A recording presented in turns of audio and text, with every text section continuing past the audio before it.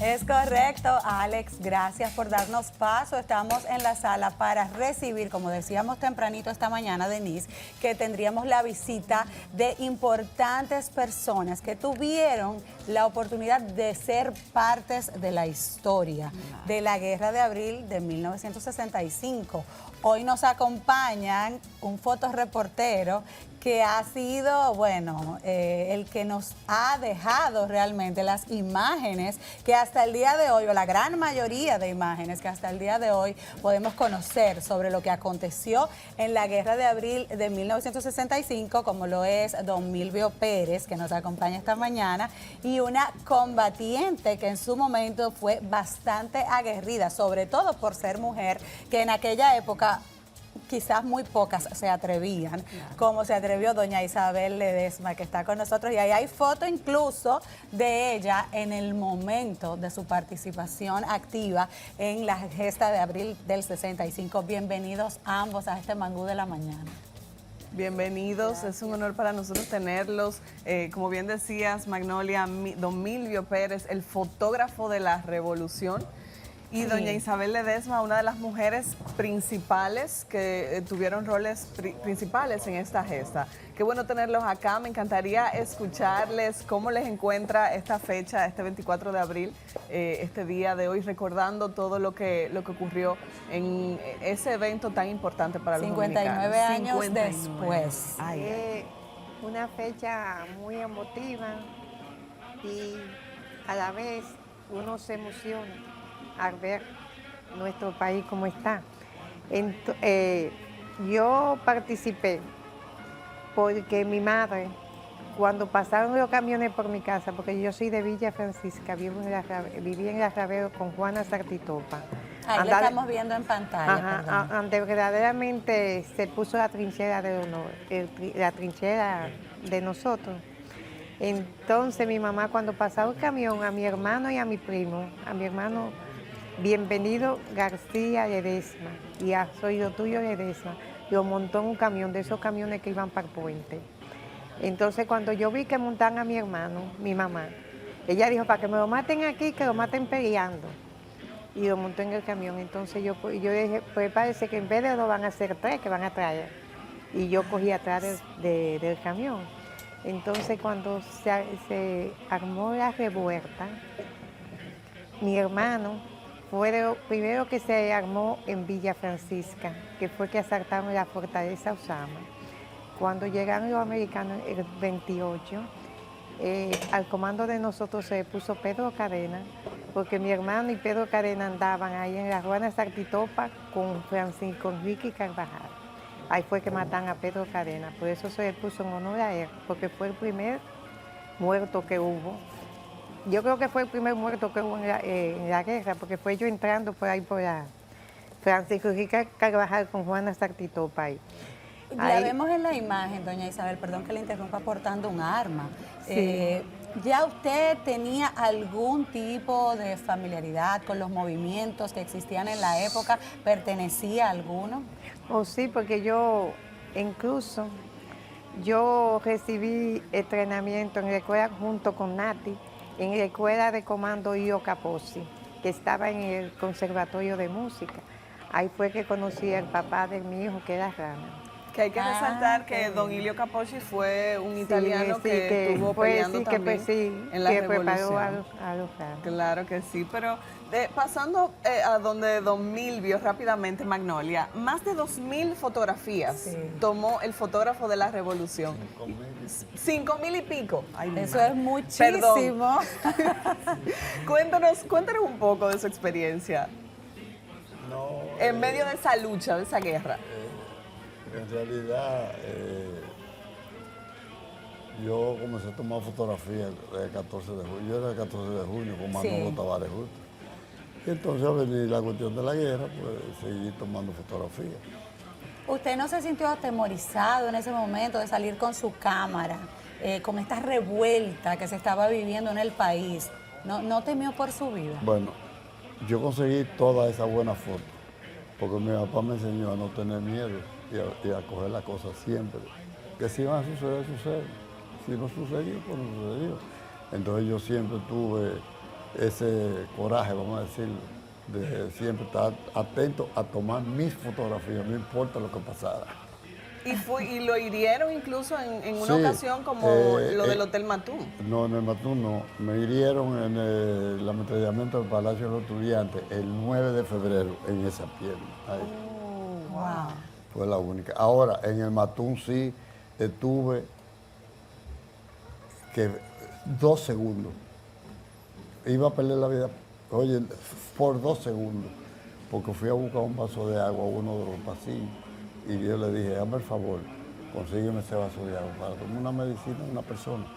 Y yo estaba en el marco de la puerta. En el marco de la puerta había otra persona que fue uno de las 3 personas que murieron ahí. Y cuando la muchacha me dice, mire el vaso de agua, yo me bajo. Y en el momento que me bajo a coger el vaso de agua, viene esa bala del tanque y le lleva la cabeza al muchacho que estaba al lado mío. Si yo no me bajo con ese vaso de agua, la mía es la primera. Wow, Dios. Tú sabes, eso fue en Ustedes Hotel Matún. que vivieron ambos esos momentos tan difíciles, ¿cómo era la vida cotidiana, normal, después que se iban a sus casas, por ejemplo? ¿Qué pasaba ahí? No, era una vida muy agitada. Uno no tenía tiempo, se sentaba un momento, tenía que pararse para algo. Y venían, por ejemplo, Molina Morillo de la revista Ahora, las fotos son mías, por ahí que pasaba. Yo aparecía allá. Eso era tomando fotos y revelando. Y revelándose. Sí. Entonces en la revista Ahora salieron muchas fotos de la guerra de abril. Bueno, vamos a darle paso a nuestro compañero Samir Saba, que tiene también un invitado muy importante a su lado. Así es, Magnolia, todo un lujo estar en compañía de este histrión. 86 años de edad, 69 en el teatro, pero además con un trabajo como dramaturgo y como escritor muy importante y juega un papel trascendental en esta fecha porque él también vivió la Revolución de Abril. Don Iván García, bienvenido al Mangú de la Mañana. Gracias. ¿Cómo le va, don Iván? Muy bien, a lo mejor. Qué bueno que está aquí con nosotros, el honor es nuestro. Yo estuve leyendo una entrevista que le hizo el periódico El Día en el 2018 para esta fecha. No me nací. No, bueno, yo sí. Y usted ahí en esa entrevista decía que el momento más emocionante de su vida fue el 24 de abril del 65 porque usted estaba en una cabina de radio en ese momento y se opuso tajantemente al tema de lo que estaba sucediendo y que eso le demostró lo importante que es asumir un rol activo en ese sentido. Cuéntenos un poquito de ese momento. Bueno, son momentos incontables. Yo recuerdo cuando entré hace un ratico aquí a la televisión dominicana, digo, ¿pero qué es esto, Dios mío? Esto no tiene nada que ver con lo que yo viví aquí. Yo tenía mi oficina no sé dónde y recibimos una llamada de Molina Solá, la actriz que ya falleció. Le digo, salgan de aquí que los norteamericanos van para allá. Nosotros brincamos no sé por dónde, había una maleza. Franklin Domínguez, 2 o 3 gente y yo. Y nos desaparecimos. Yo fui a casa de mi hermana que vivía relativamente cerca de aquí, Ivonne, mi hermana Ivonne. Y de repente me llamó Franklin. Estamos reunidos en Radio Televisión Dominicana. Yo, ¿cómo? ¿Volvieron para allá? Yo, no, estamos en la zona. Ven. Yo engañé a mi papá. Le dije que fuéramos a conocer lo que estaba sucediendo para poderme meter, porque si me veían me iban a impedir. Claro. Y él fue conmigo y tuvimos una conversación que tengo en uno de los cuentos, En la guerra no es para nosotros, el primer cuento. Importante decir eso, usted tiene muchos libros que ha escrito con relación a este tema y otros, uno de ellos es Memoria de Abril, también tiene otro que se llama La guerra no es para nosotros, retratos de una guerra, muchísimos, Sí, ¿no? sí. Porque es mi vida, es lo más importante de mi vida. Eso es mi matrimonio y mis 4 hijos, son mi vida. Pues le dije a papá, vamos a ver tal cosa, vamos a ver tal cosa, vamos a ver... Y cuando estábamos en la salida de la zona, le digo, bueno, adiós papá. ¿Cómo que adiós papá? Yo le dije, sí, yo me quedo aquí. Usted decía en esa entrevista que le demostró ese momento que podía hacer lo que tenía que hacer. ¿A qué se refería? porque yo sentía que si había que morir del lado correcto. Y se lo dije a mi padre, que me dolió porque él no se merecía eso, él había sido muy vertical toda su vida. Le dije, yo prefiero morir de pie aquí que morir de rodillas como tú. Wow, tremendo mensaje. Don Iván, el libro Memorias de Abril, yo creo que es muy importante que lo destaquemos entre toda esta bibliografía suya. Aquí tengo 2 ediciones de ese libro en particular, porque en el año 2019, de hecho, llegó al teatro, tuvo una gira importante en el país y en el exterior, y en el 21 se volvió a poner en escena. O sea que esto nunca pierde vigencia, No. esto siempre resulta atractivo.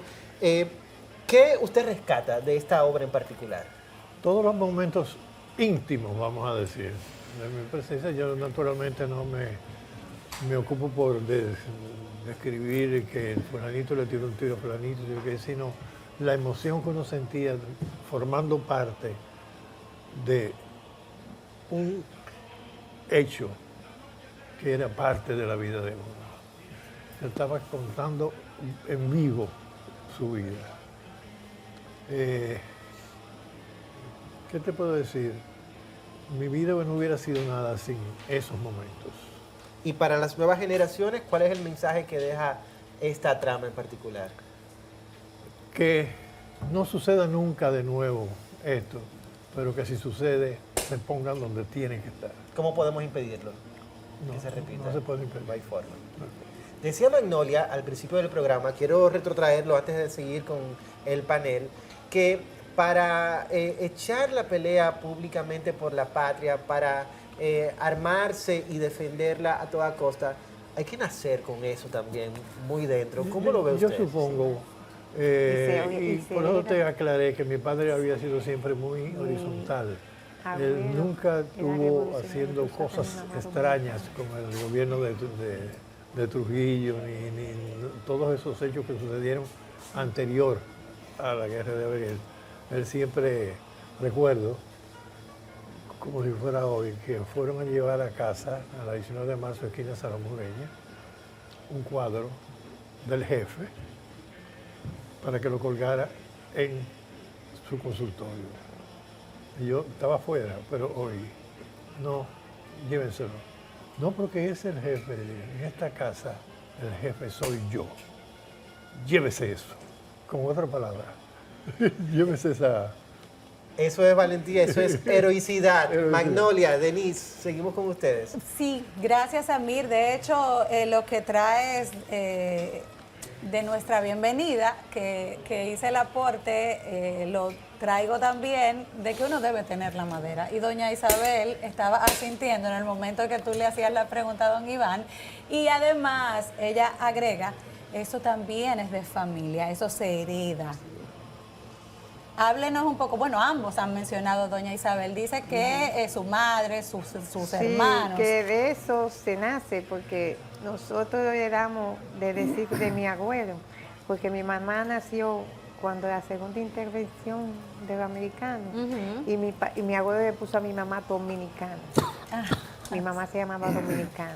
¡Qué belleza! ¿Tú entiendes? Nosotros heredamos eso, y en la revolución participamos, de mi familia participamos unos cuantos. Amado Vázquez Ledesma, que era el control, Sí. que trabajaba también aquí cuando en Radio Televisión Dominicana junto con Pedro Pérez Vargas. Y en el caso de don Milvio, nos decía que su papá lo enseñó a no tener miedo, No. a que aún con miedo hay que salir y hacer las cosas. Mi papá estuvo preso 3 veces en la 40. Yo nunca fui a la escuela. Nunca me mandó a la escuela. Me dijo, un hijo mío no va a la escuela para que no diga viva Trujillo cuando levanten la bandera. Wow. Y tuve, por suerte, de tomar toda esa fotografía y de eso vivo. Y tuve preso yo en la 40 también cuando nos asilamos. Y aún así usted en algún momento se atrevió a denunciar que, bueno, lo sucedido con Camaño había sido a causa de que el profesor Juan Bosch había dicho que Camaño se encontraba en el país. ¿Puedes recordarnos un poco ese momento? Yo podría decir que Camaño no debió de venir al país. Porque no estaba la base para eso.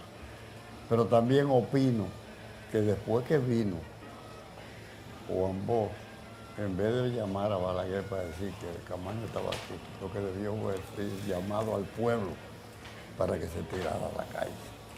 Eso considero yo. Wow.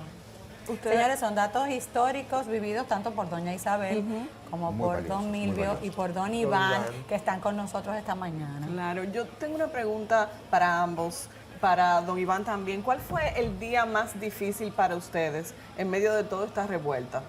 Que recuerden, quizás la pérdida de algún familiar o de un compañero, o que ustedes dijeran, wow, esto es en serio. Bueno, para mí el día más terrible y más lamentable fue cuando llegaron los americanos, que ahí fue que perdimos a Pedro Cadena. ¿Tú ves? Y verdaderamente en la esquina de mi casa, ahí fue que se compartió más, que fue en el Arravero con Juana Sactitopa. Ahí fue que ellos pusieron la trinchera. En el mismo callejón de mi casa, ellos, porque por el callejón de mi casa se metía Barahona, que hay Aguilito, que era del Comando San Antón, Fiquito, Pujol, todo eso se metían por ahí. Y ellos se dieron cuenta que por ese callejón se metían y ellos pusieron una alambrada. ¿Tú estás entendiendo? Pero ya uno se acostumbró. Que el día que nos tiraban ya uno decía, pero hoy no han tirado, ya uno se acostumbró.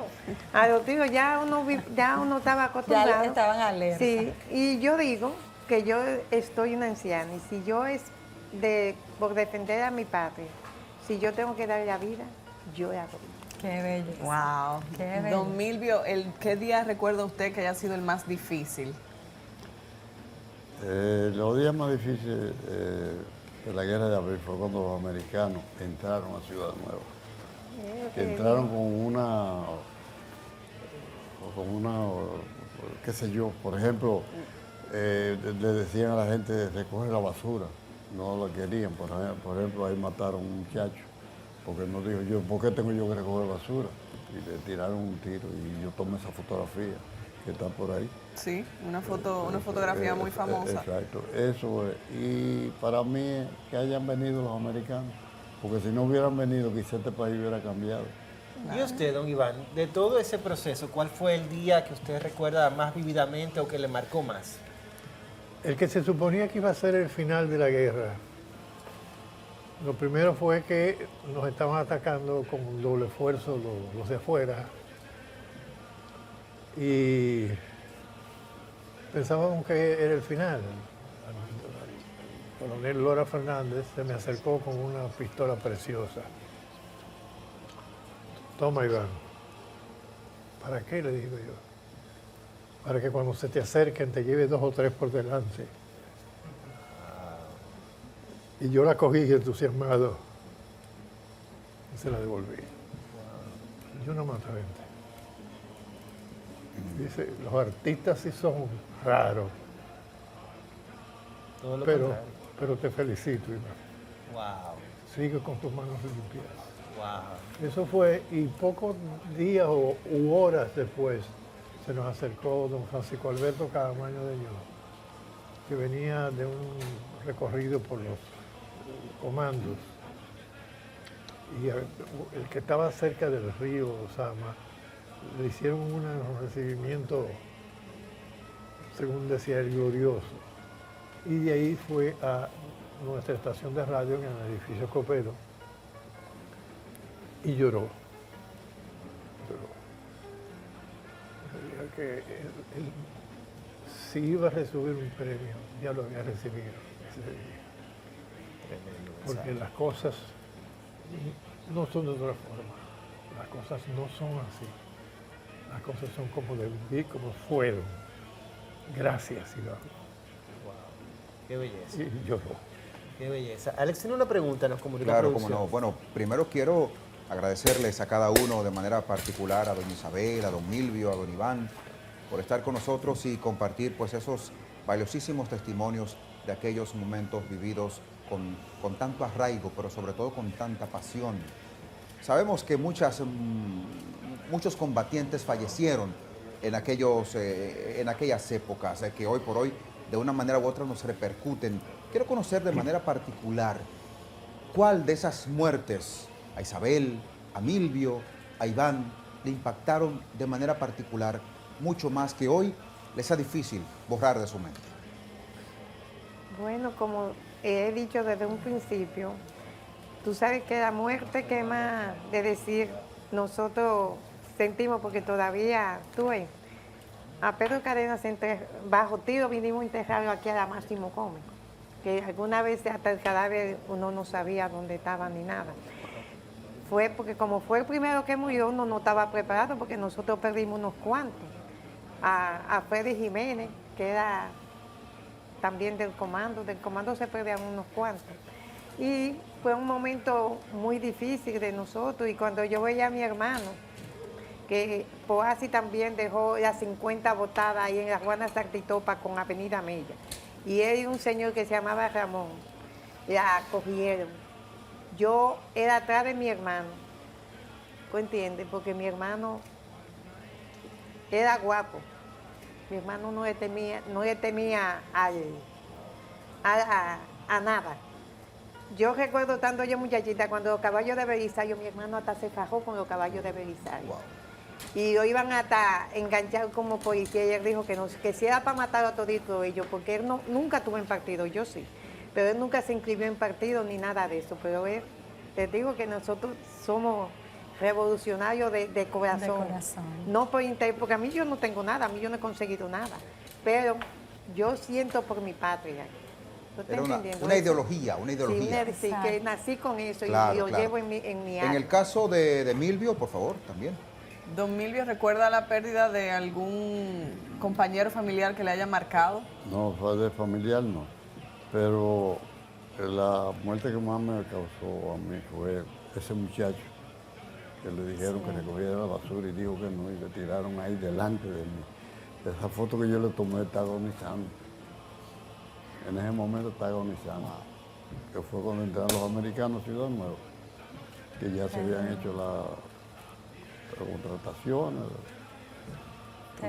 que no valieron la pena nada de eso. Claro. Porque no terminamos de resolver lo que queríamos. Y en su caso, don Iván, ¿alguna muerte que a usted le tocara de manera particular en ese proceso?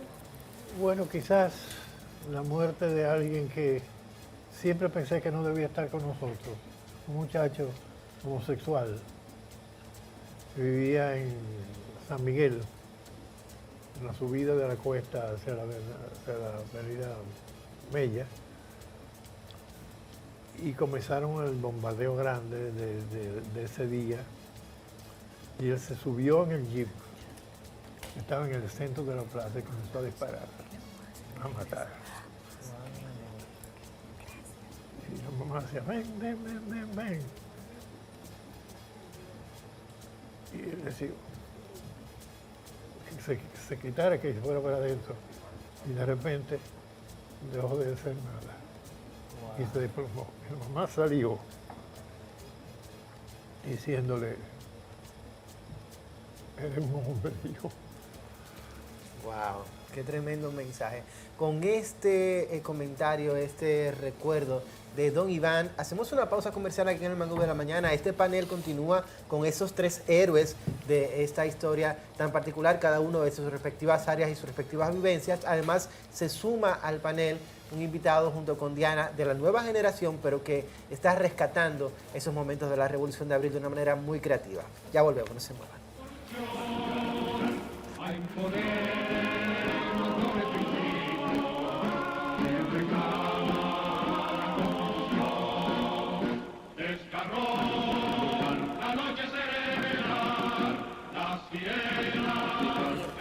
Gracias, Diana. Seguimos aquí en la salita conversando con doña Isabel, con don Milvio, con don Iván, y ya prácticamente llegando al final de esta participación en el programa, yo me pregunto y quiero que ustedes me respondan, por favor, después de 59 años que ha pasado de la Revolución de Abril del 65.